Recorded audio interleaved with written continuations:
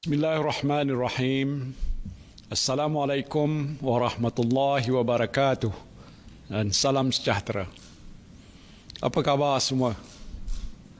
Saya doakan semoga saudara dan saudari sihat walafiat.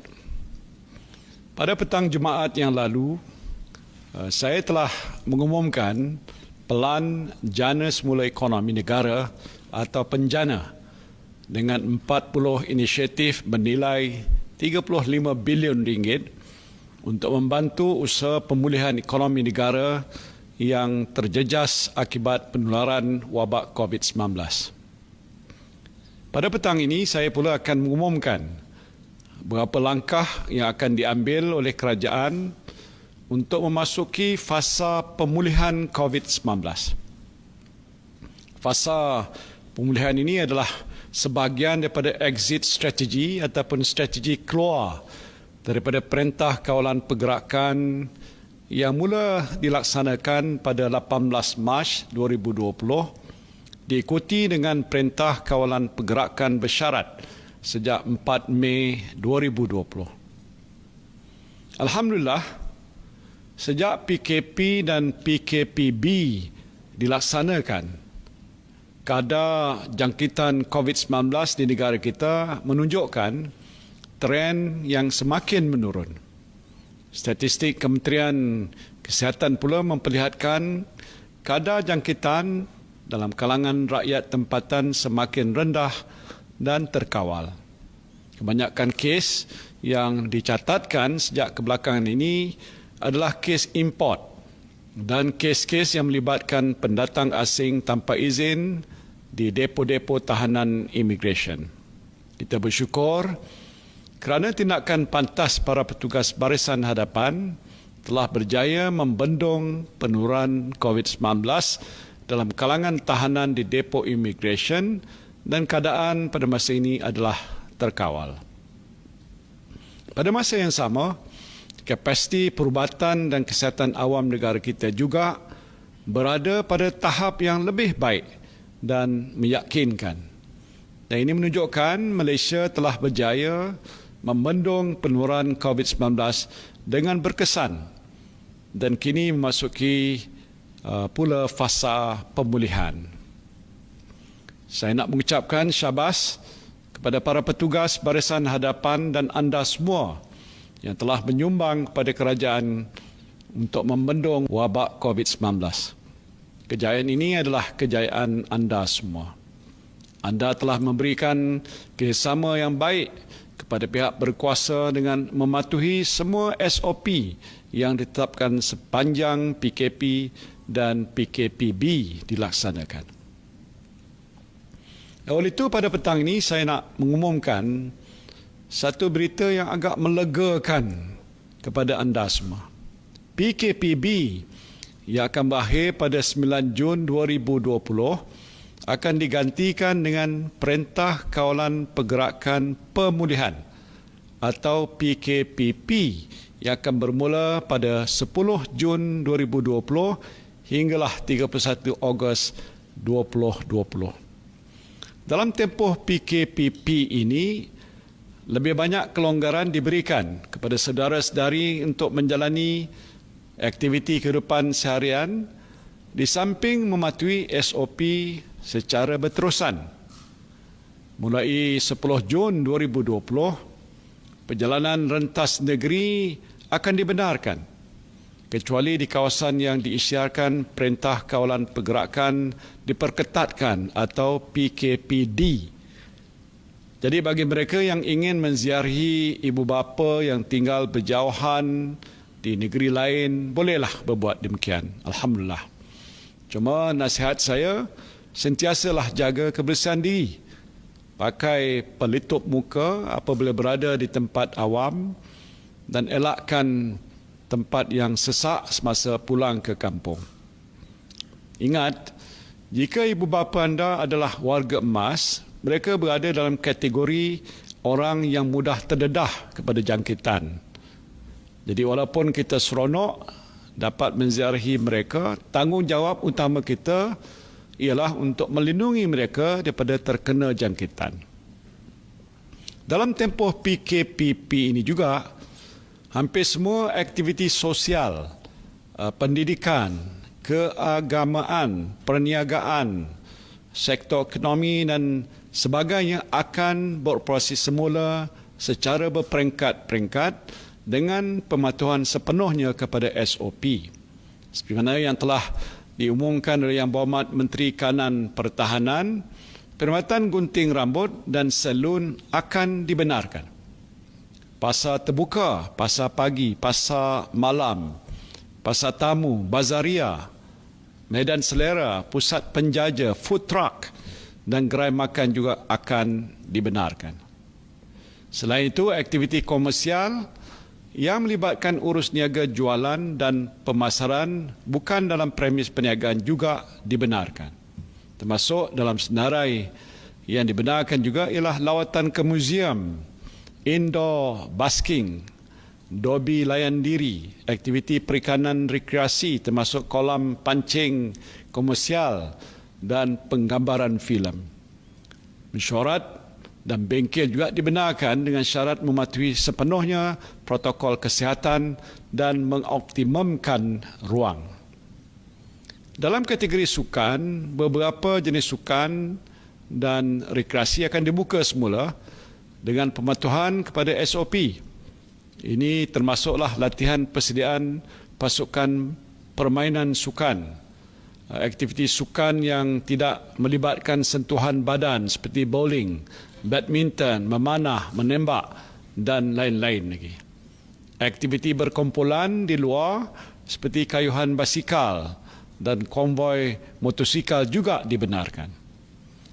Yang masih tidak dibenarkan ialah pertandingan sukan atau permainan yang melibatkan perhimpunan penyokong atau penonton yang ramai seperti di stadium, sukan renang dan kolam renang awam dan sukan bersentuhan seperti rugby, gusti, tinju, bola sepak, bola keranjang dan hoki.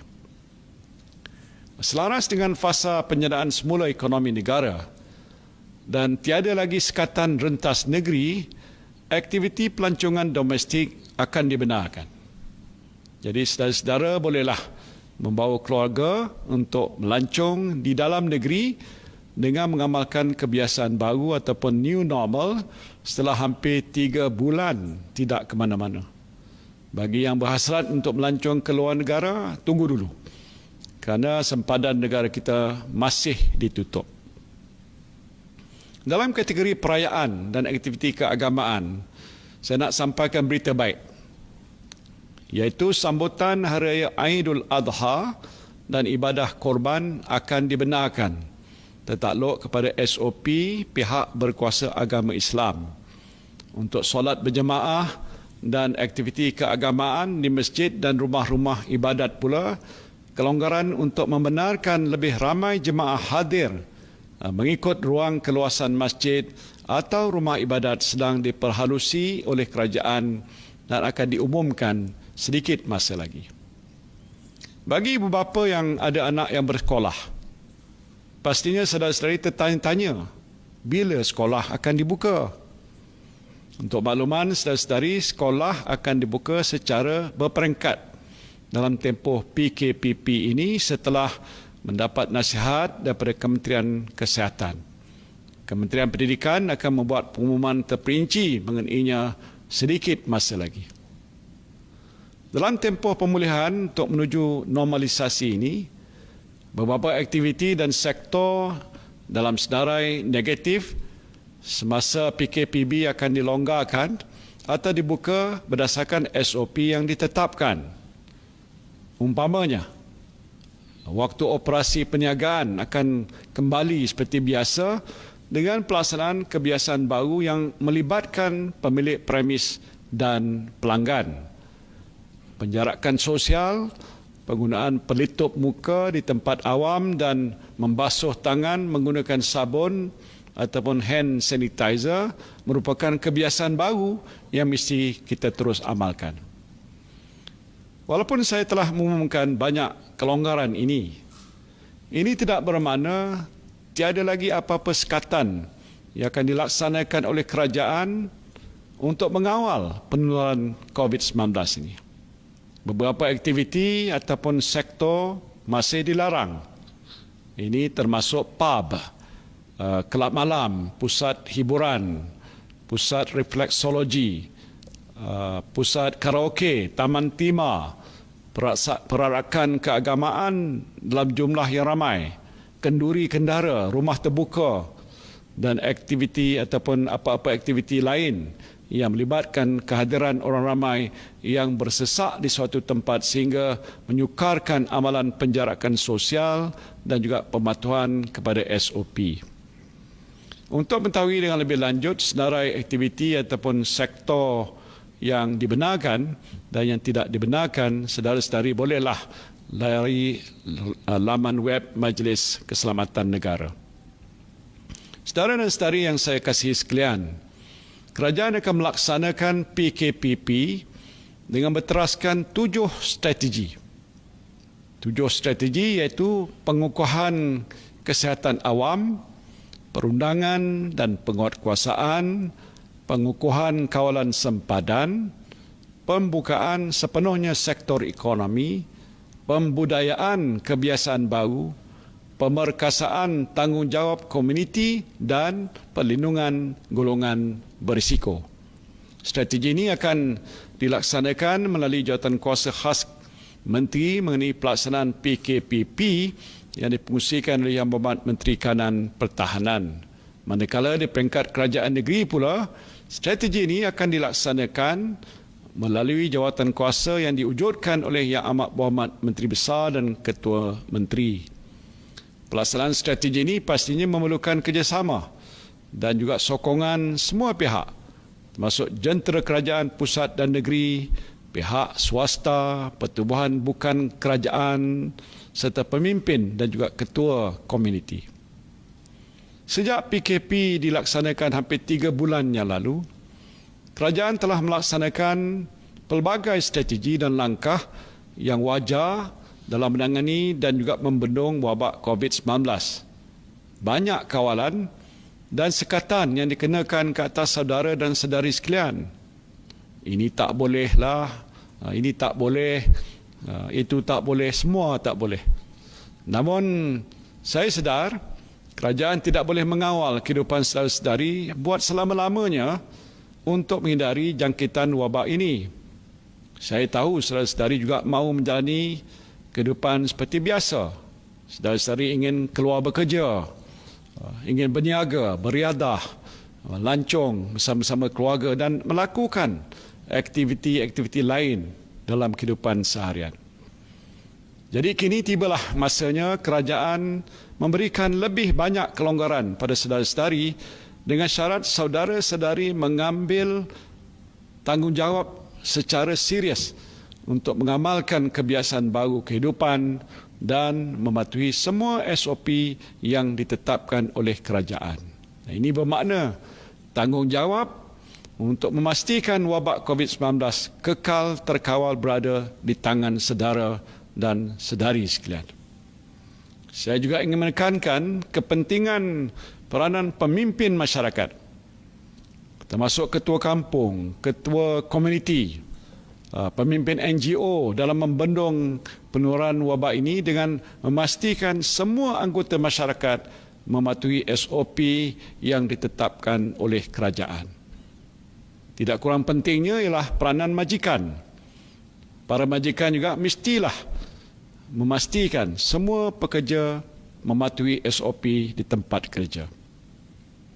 Jika saudara dan saudari semua terus berdisiplin dan beristiqamah, saya percaya Allah, insya-Allah, penularan wabak ini akan kekal terkawal dan kita akan memasuki fasa normalisasi selepas 31 Ogos 2020 sehinggalah vaksin untuk virus COVID-19 ini ditemui. Namun saya ingin mengingatkan, sekiranya berlaku peningkatan mendadak kes positif COVID-19 dalam tempoh ini, kerajaan tidak akan teragak-agak untuk melaksanakan Perintah Kawalan Pergerakan Diperketatkan atau PKPD di kawasan ataupun lokaliti yang berkenaan. Saya harap kita semua sentiasa berdisiplin supaya peningkatan kes COVID-19 ini dapat kita elakkan. Sehubungan dengan pelaksanaan PKPP ini, saya menyeru saudara dan saudari semua untuk pakai aplikasi MySejahtera yang telah dibangunkan oleh kerajaan untuk membolehkan saudara-saudari melaksanakan penilaian kesihatan kendiri. Aplikasi ini juga akan membolehkan Kementerian Kesihatan Malaysia mengambil tindakan yang cepat, tepat dan berkesan untuk mengenal pasti dan memaklumkan kontak rapat sekiranya berlaku kes jangkitan COVID-19 dalam masyarakat kita. Apa yang penting ialah kita semua mestilah bersedia untuk membudayakan kebiasaan baru ini dalam kehidupan kita. Ya, ada kalanya kita merasakan sedikit sukar untuk mengamalkannya, tetapi percayalah, setiap kesukaran itu akan disusuli dengan kesenangan. Seperti mana firman Allah Subhanahu wa taala dalam surah Al-Syarh ayat 4 dan 5, fa inna ma'al usri yusra, inna ma'al usri yusra. Yang bermaksud oleh itu, maka tetapkanlah kepercayaanmu bahawa sesungguhnya tiap-tiap kesukaran disertai kemudahan. Sekali lagi ditegaskan bahawa sesungguhnya tiap-tiap kesukaran disertai kemudahan. Akhirnya saya berdoa, semoga kesihatan dan kesejahteraan kita sentiasa terpelihara dan kita semua dapat menjalani kehidupan yang bahagia bersama keluarga dan orang-orang yang tersayang. Wabillahi taufiq wal hidayah. Assalamualaikum warahmatullahi wabarakatuh.